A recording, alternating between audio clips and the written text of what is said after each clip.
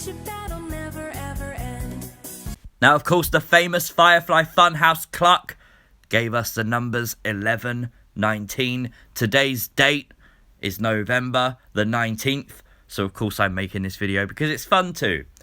But we don't actually know this is a date. We just always assumed it to be. Now, before it said 11:19, it said 3:16 in reference to Stone Cold Steve Austin. But Bray said that wasn't right and corrected it to say 11:19. Now, if we go on the assumption it's a date, then WWE Backstage could be very interesting tonight. It's the only WWE show actually on TV tonight.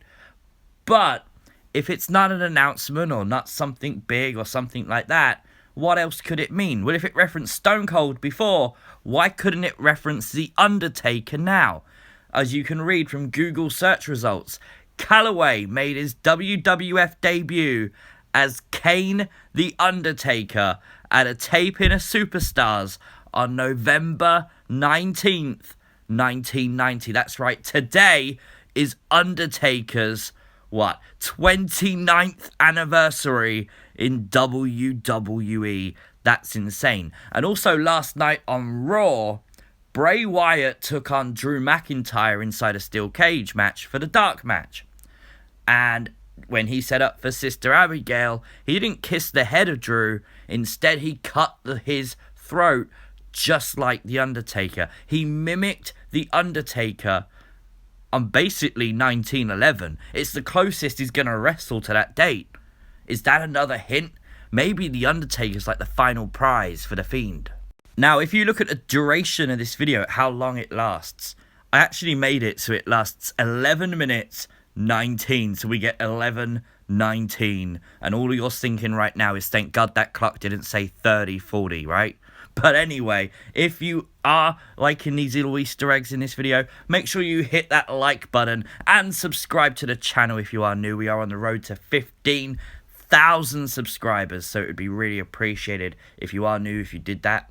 However, literally yesterday, I put up this video, The Fiend WrestleMania plans. And okay, yeah, it's a little bit clickbaity, but it was from Dave Meltzer and his ideas on what The Fiend will do at Mania. But I gotta give mine.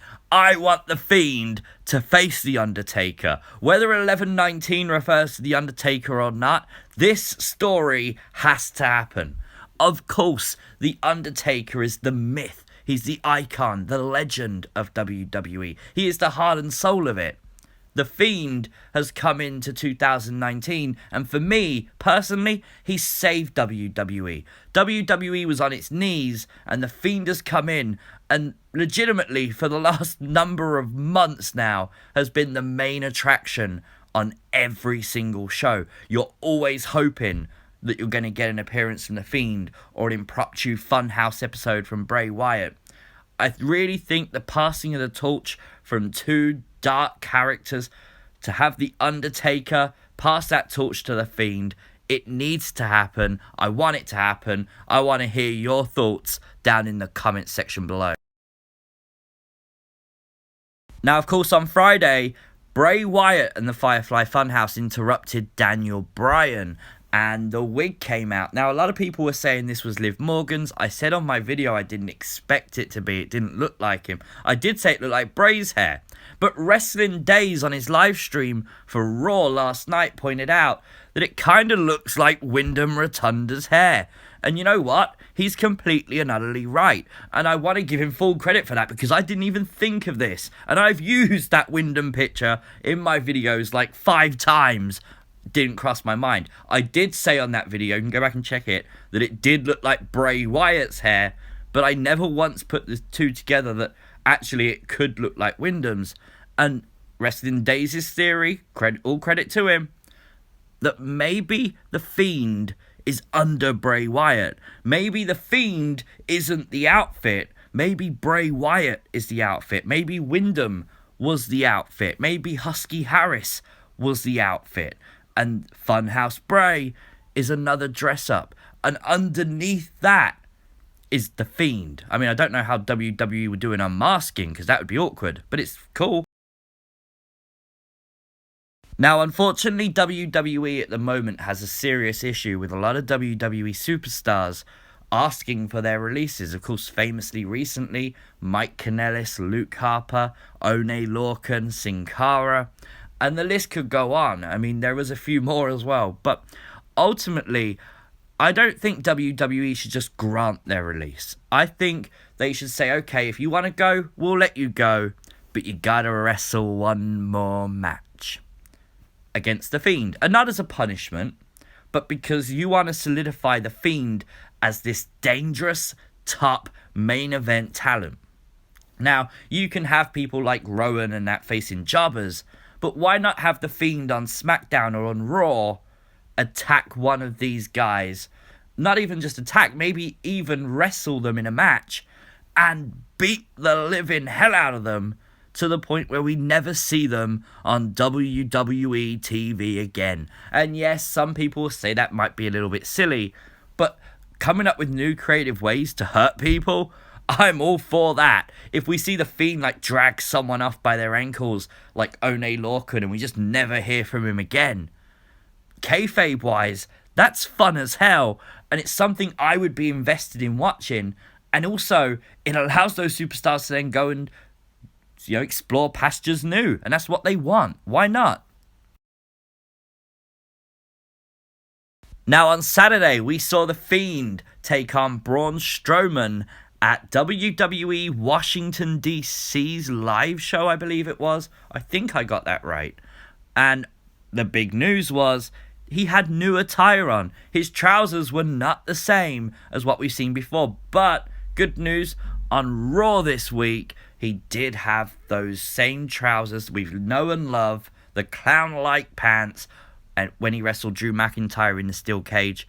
It is quite hard to tell on the picture, but they are the old pants, and I'm so grateful for that. I don't mind the new ones, but the old ones, they're just wacky and cool and in your face, and I really like that. And of course, we know that Funko are bringing out a brand new pop vinyl, and I don't want that to be out of date before it comes out. I think this is due out in February, and you know how good this is?